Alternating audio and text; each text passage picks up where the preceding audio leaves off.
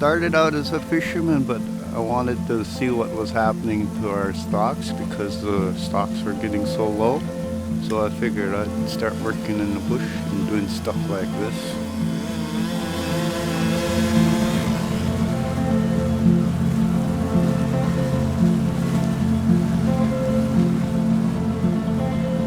Being born right in the house, one of the last few that have ever been born in the house, it's so isolated. The only way you get in is by boat or by plane. And I bet you over 90% of the village depends on these rivers for like food fish, like the clams on the front beach, oysters.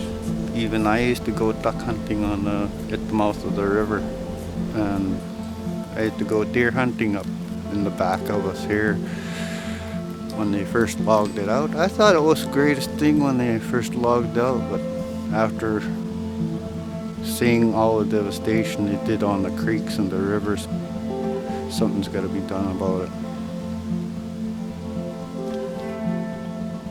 So we come into an area similar to this, like when you see there's all the canopy above us. It's mostly alder trees, as you can see around us. And what we're doing is we're just letting more light in for the conifers, like the spruce trees, the hemlocks, and the balsams. We're working right now on riparian restoration of the river. We're hoping that it'll work towards pulling some of the alders away from the banks so the banks become stable and they're not falling into the creek as much, so they're not causing problems with jamming up the river. This is going to be the first stage of the project. Next year, hopefully, we'll be back and we'll be doing some creek restoration. Usually start off where we finished the day before and then just keep hiking from there. We're girdling these trees down to the hardwood there, taking it out, and it's just killing off these trees, slowly killing them off so the cedars could get their light and get their chance to grow. Before they started coming out with really strict regulations for logging, everything was right to the creek, everything was right to the river, and that's what destroyed it. And it was all just for money. Sure, I'm doing this because I do need money, but at the same time I feel good because I know we're providing better habitat for fish, for bears, for deer, wolves, cougars.